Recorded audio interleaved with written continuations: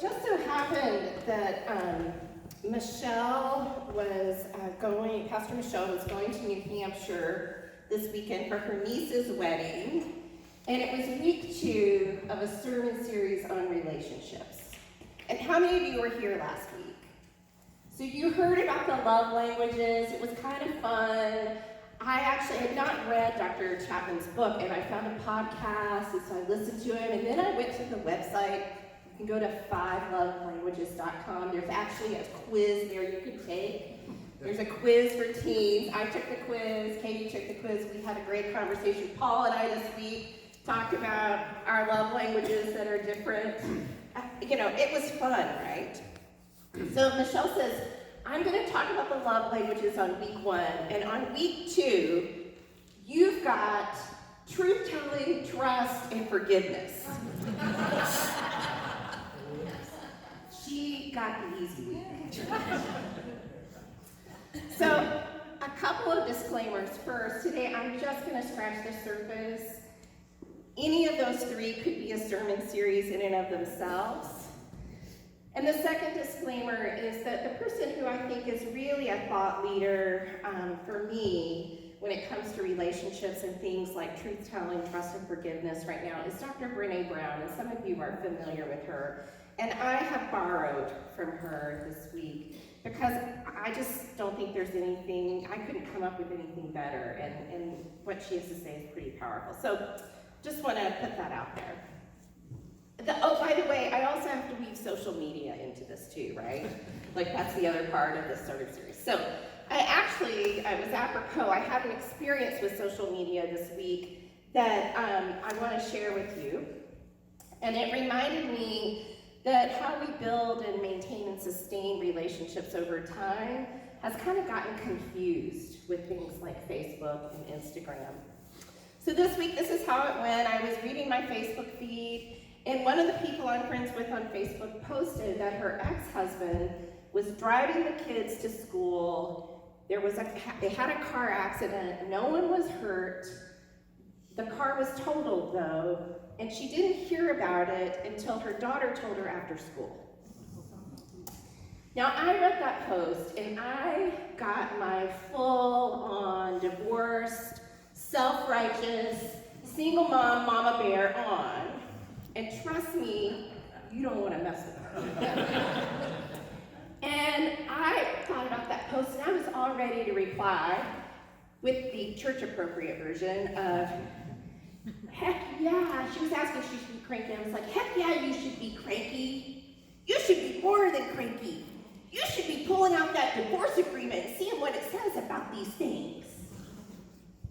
And then I caught myself, and I was like, wow, that's a big response, Dana. What was that about? And then I started thinking, why would I respond to this post? I haven't seen this person in 10 years. Since then, she's moved to Australia. She has divorced. I haven't text messaged her. I haven't messaged her on Facebook, let alone had a conversation with her. So this isn't really a relationship.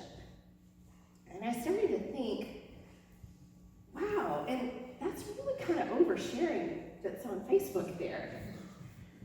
That's a little creepy. And I'm only getting her side of the story. And by the way, I'm friends also with her ex-husband on Facebook. And so I was like, wow, this Facebook friendship isn't really a relationship. And I really haven't earned the right to hear her story that she posted. And I certainly haven't earned the right to respond. By the way, I wanted to say, my kid's dad and I, we would both tell you there are many reasons we are no longer married. But I think we both would say that we respect and trust each other enough as a parent that we would make that call, and if something like that had happened. And if we didn't, we respect ourselves enough that we would call the other person and have a conversation, not post it on Facebook. So I feel like, I do feel like out of that respect for that relationship, I want to say that. Because my reaction was coming from a place that wasn't reality for my own situation. Well, in this time of Facebook friendships, I hope that we each have at least one, and if we're really fortunate and intentional, maybe a handful of full marble jar friends. And those people may be a spouse or a partner, a friend, a sibling, but those are the real relationships in our lives. Those are the people who over time, we have earned the right to hear their story, and we have earned the right to walk with them through those journeys and those stories. And I think what we hear from Paul this morning, and as John said, we have the most in writing about Paul's relationship with the church of Corinth. We know the most about it, and we still don't know a lot. But I think in this passage this morning, we see the relationship between Paul and the Corinthians, and that it is super important to him. So important that he is being very, very intentional in telling his truth and being really honest. So what we think has happened when we come to this passage is that at some point there has been a visit from Paul to the Corinthians, and for whatever reason it was a disaster. They were not doing what they needed to do. And subsequent to that, Timothy, who was working with Paul, had gone to visit the Corinthians again, and he came back and he reported to Paul that things have really deteriorated at the church at Corinth. It's not good. But Paul had already promised the Corinthians that he would make another visit to them. And so he's at this place where he has to decide, am I going to make that visit or am I not? And he has decided not to make the visit. And so what we're hearing in this is basically, I decided not to make the visit because things are not good right now. And we've got to work through some stuff. And me showing up it's not going to do any good, and it may actually cause more harm. And so he has sent them what he refers to as a painful letter. He sends them a letter, and we don't know at this point what it said, but we think that Paul was probably being really honest about what he felt like was not going right, and what was not going right in the relationship. And he says he wrote that letter out of abundant love, and that it caused great anguish, and he shed many tears over it. And he struggled with it. And that is so much what it's like to be in true full marble jar relationships. We have to tell our truth. And if something isn't working, we have to be honest about that. Or if there's something about ourselves we're keeping from the other person, we have to come clean about that. Because if we don't, we aren't putting marbles in the jar. And we are creating a lack of trust that takes marbles out of the jar.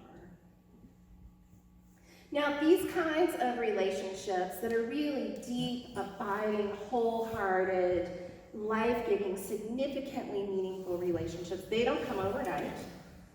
And in these kinds of relationships, shared experiences and stories get layered on time over time.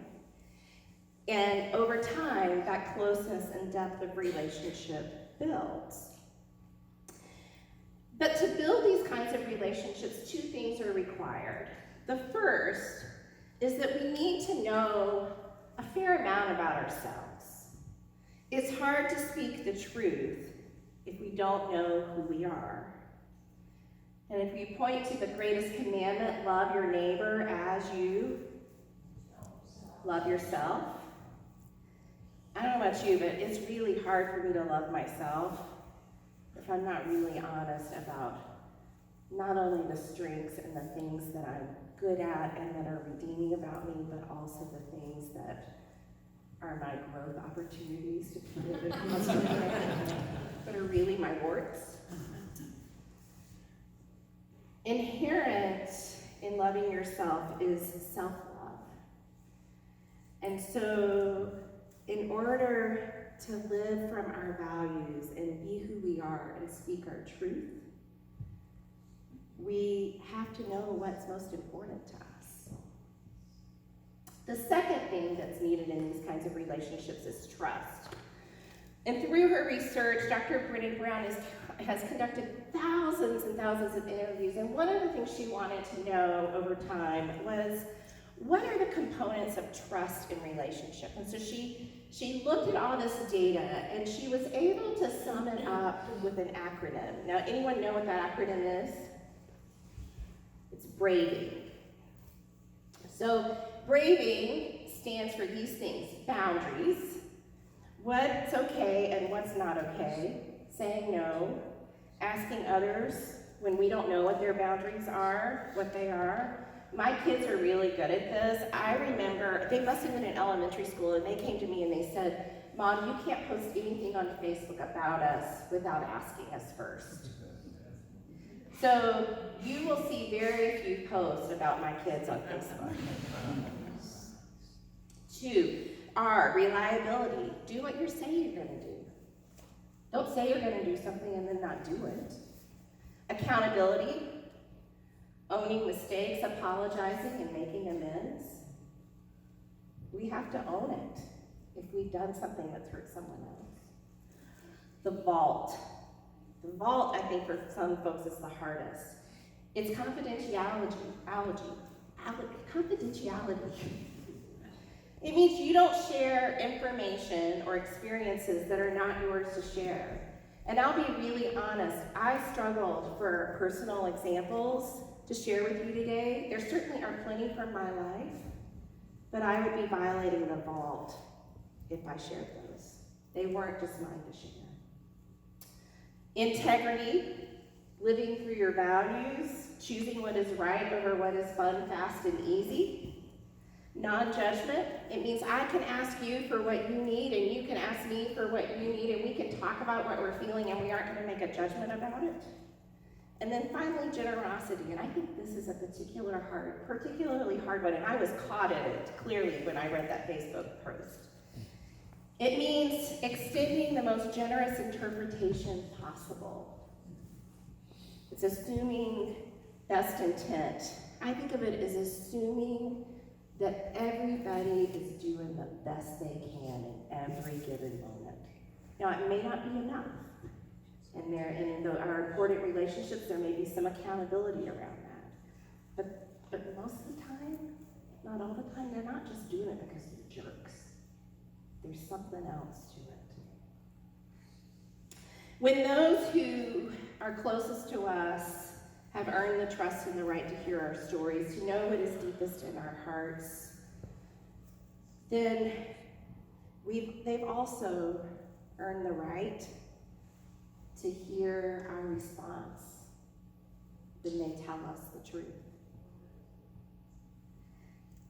But the key to it is, as Paul said, it has to be done in abundant love. When we engage in truth-telling, we do it out of love for ourselves and the other person, not to shame or harm in retaliation. And I think that's part of sort of what I recognize in the experience I had reading that Facebook friend post, and I stepped back. That not only is there a part of her post that feels like oversharing, there's a part of it that was there to shame her ex-husband and to do it publicly. And I tell you what, at the moment, I was ready to be right there with her. But piling on shame for the purpose of intentional, hurtful payback. Have any of you experienced payback? That's never okay. And it doesn't build trust.